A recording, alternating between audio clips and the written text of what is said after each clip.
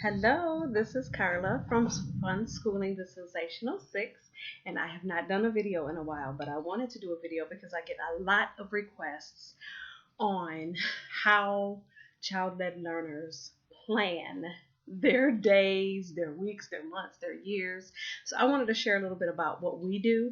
Can't speak for everybody. I can only tell you what it is that we do and what works for us, and it might work for you too. Um, have a little disclaimer here. We're having a thunderstorm. So if you hear heavy panting or like weird sounds in the background, it's not me.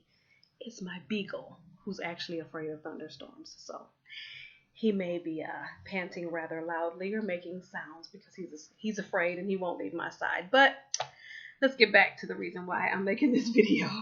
I'm making this video because a lot of people feel like child-led learning may not work for them because they are obsessive planners or, a type A personality, things like that. Okay, just so you know, that's who you're dealing with here. I am type triple A.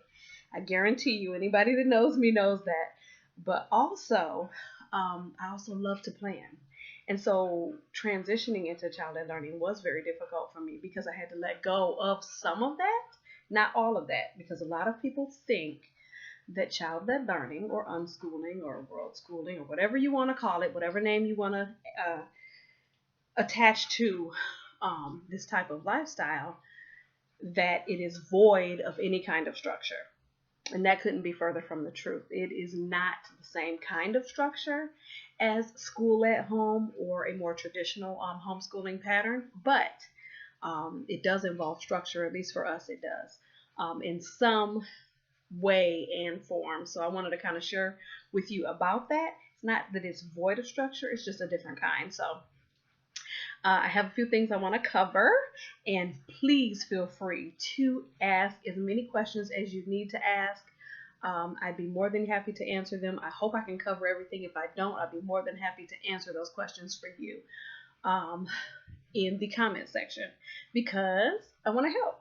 It's really pretty much the only reason why I do these videos. So we do not do, this time of year I hear so many moms just stressing over the next school year, what they're planning and spending 3 to 6 months planning out all of these lessons and all of these things that they plan on doing. And that's fine. If that works for you, that's fine. That's not how we do it. We plan annually and we are year round. We don't feel that learning takes place on certain days between certain times. Literally, learning for us is any day, at any time, year round, and in a multitude of ways. And so learning doesn't look a certain way for us. It really looks differently for every single child, but it certainly looks differently for our household compared to many homeschooling households. So I'm going to share that with you, and maybe some tips that I have to share may be helpful. So let's get started. Number one, we do our planning annually. And what we do to start that process, we go from January to December, obviously, because we're year round. We don't really have a school year or a school week or school days or school times.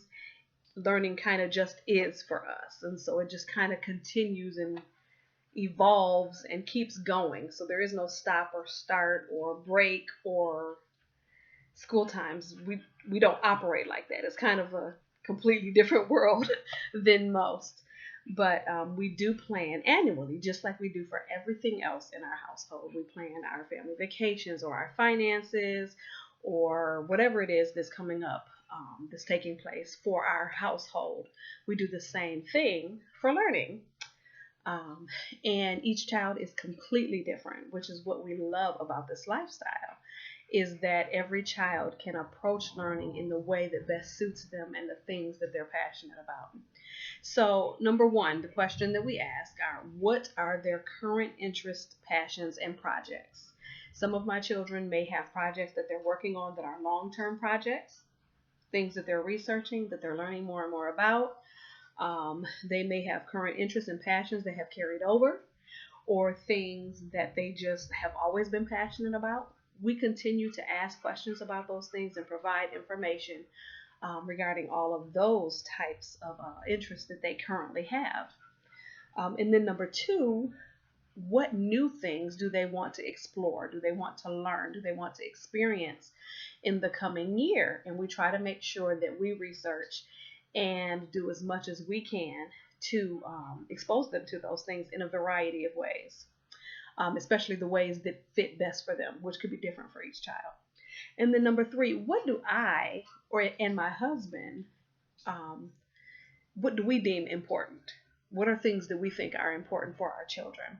Then what we do, this is the key, because even the things that we deem as important, which obviously I think anyone would agree that reading, writing, and living math are important to everyone.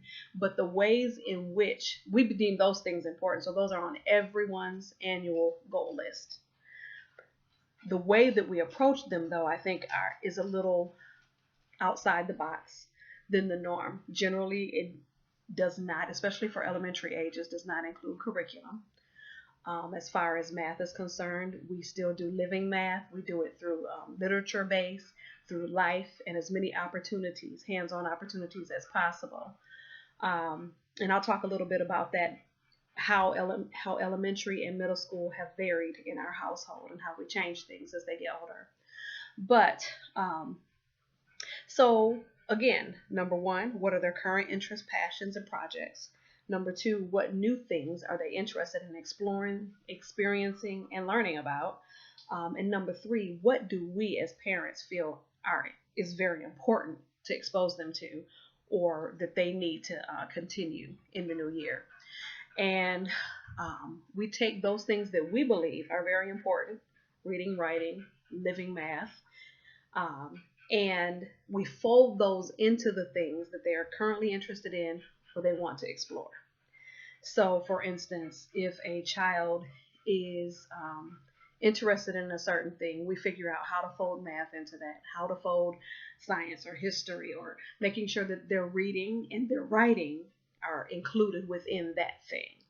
So yes, they're reading, yes, they're writing, yes, they're learning math, but they're learning it within the context of their passion and their interest. And so it still allows us to fold all of that into a nice little package that still allows them to pursue the things that they're interested in. And we feel the things that we feel are important are being accomplished as well. So those are the three things that we do that are included within our annual plan. Now, I'll give you an example for elementary school.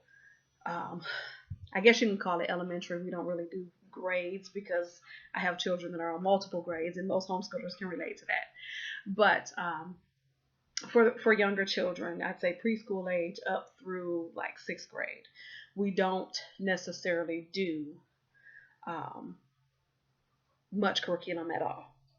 But we do all of those things that we feel are important in very out of the box, untraditional ways to make sure that they're getting those things. But most of their day is child led and interest led, passion focused.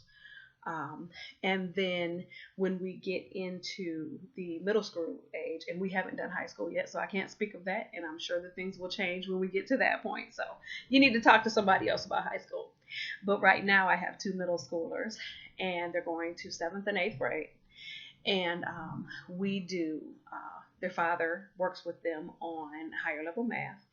And then the rest of their day, again, is passion led, interest led, child led, whatever you want to call it.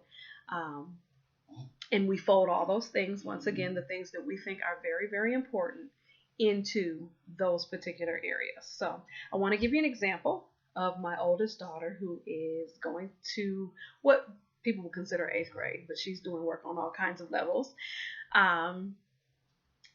And this is work that she chooses, that she's passionate about. So let me back up just a little bit. When it comes to planning, we do not plan every week or plan every month. We plan annually. And what happens is that everybody has a laminated plan that includes those three things that I talked about.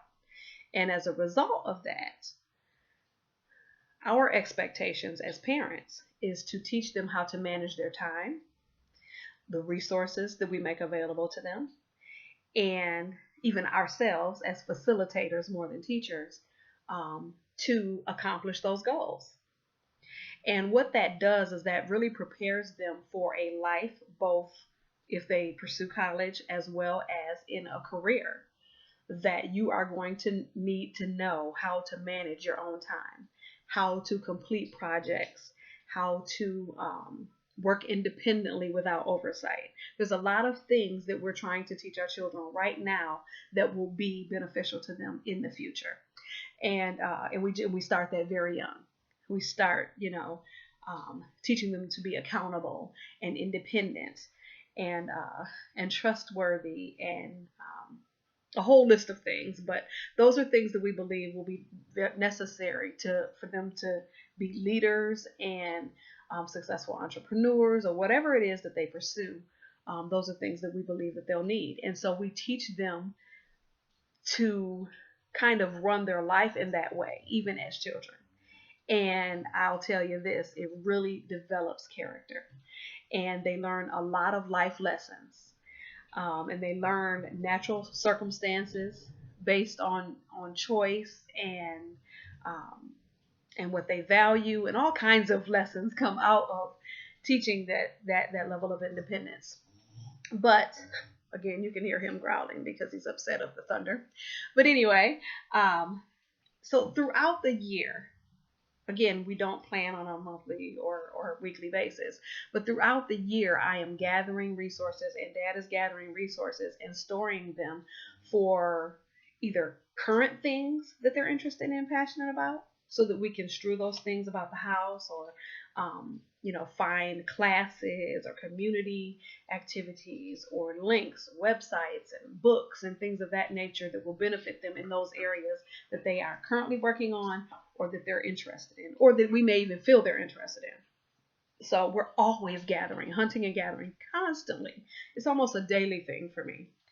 And I store those things. And some things that I don't even know if any of my children will be interested in ever, I still have stored in Evernote in case someone becomes interested in it in the future, and I have something, to go on, a direction to pursue.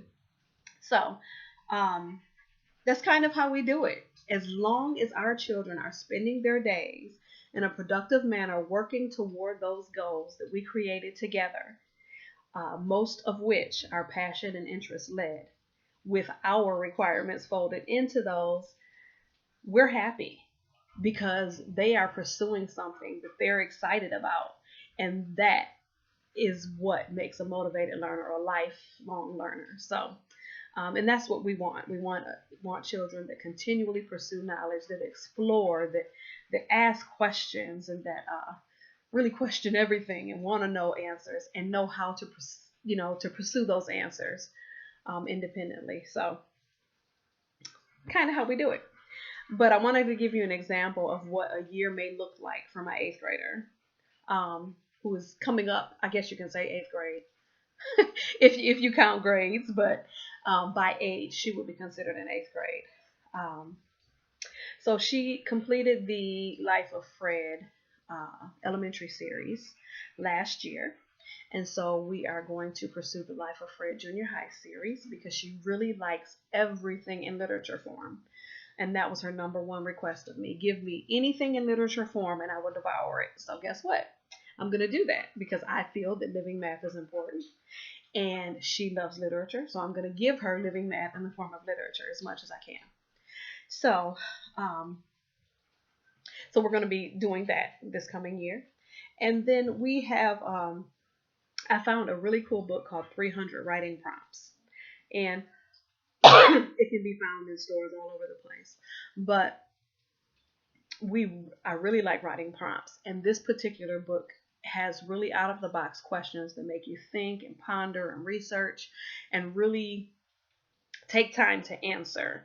And so basically, I handed her this book and I said, you know what? I want you to complete this in 6 months. You don't have to do it in any particular order.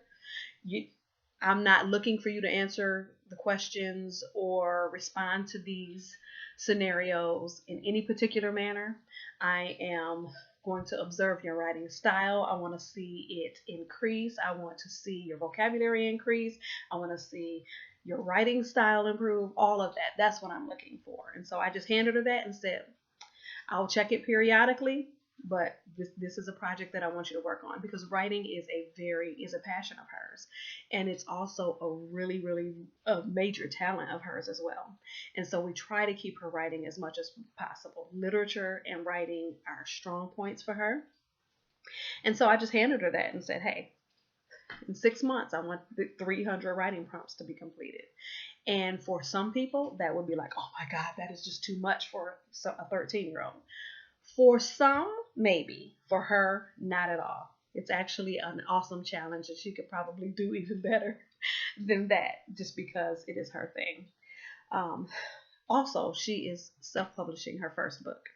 So when it comes to creative writing and things of that nature, the process that we have gone through with that, and it's almost near completion. We have a couple months left before we're able to really say it's done.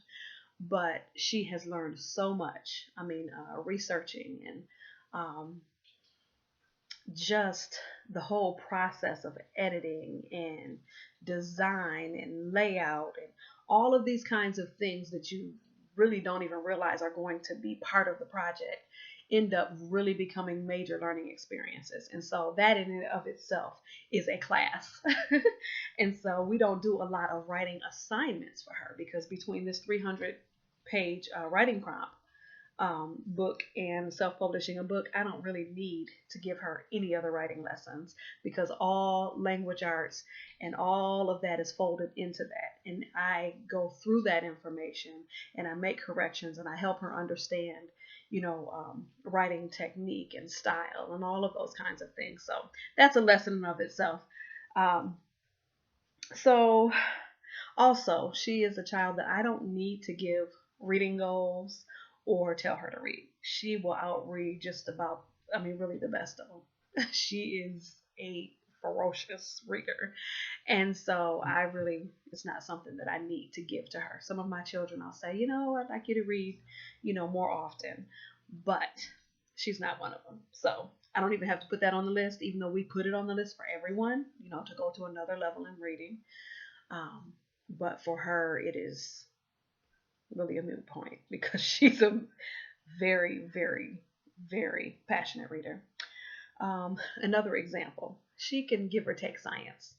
Not really a big deal to her, but she loves cooking. And so I found an amazing class online, thanks to another mother on a Facebook group that I'm a part of. And it's called Science and Cooking. And so my 2 older children are taking this class because they love cooking. She could give or take science, but the fact that it involves cooking and experiments and she gets to get in the kitchen, she's so excited about it. So it's very much chemistry based. And then my oldest son is taking that class as well. And he's very passionate about science and cooking. So it's exciting to him as well. So we try to find throughout the year all kinds of things that fit within what it is that they're so incredibly passionate about. And we try to give them every opportunity to explore and experience things in that area. And then again, like I said, we fold in the living math, the reading and the writing within those things as one package. So that's kind of an example of what we do. Again, we plan annually, as long as each child is spending their time and is consistently working toward those goals. We allow them to choose when, how, and what it is that they're doing in that particular area. In what we do, and if you've watched any of our Evernote videos, it explains to you how we track that. So you may say, well, how do you know they're spending their time? What if you're gone? Or, we track all of their daily activities in Evernote. And you can watch those videos to learn more about it. I won't go into it here, but we track all of their daily activities in Evernote. And as a result of that, we can see on a weekly, monthly, on all the way up until 12 months what they've done toward that particular goal. And we can see, oh, you haven't done a whole lot toward this goal. We need to work on that, and maybe we'll do more strewing in that particular area to get them excited about the area that they haven't done much in, or whatever the case is. But again, we are annual planners. We don't stress out about monthly or weekly planning. We're very adamant about allowing our children to be independent, to manage their own time, to manage their own passion, and we are there as facilitators to help them through that process. And as long as they are working toward those goals, we are happy and we can see the progress, and it has been amazing. So, this is Carla again with Fun Schooling the Sensational Six. And if you have any questions about how we go about our annual planning, or you need any more details and specifics about certain age groups or whatever the case is, please feel free. Just ask me a question in the comment section, or you can go to our Facebook page, which is also under the same name, Fun Schooling the Sensational Six, and I'd be happy to talk with you there as well. Well, let me know if you have any questions. I hope this was a helpful video, and good night.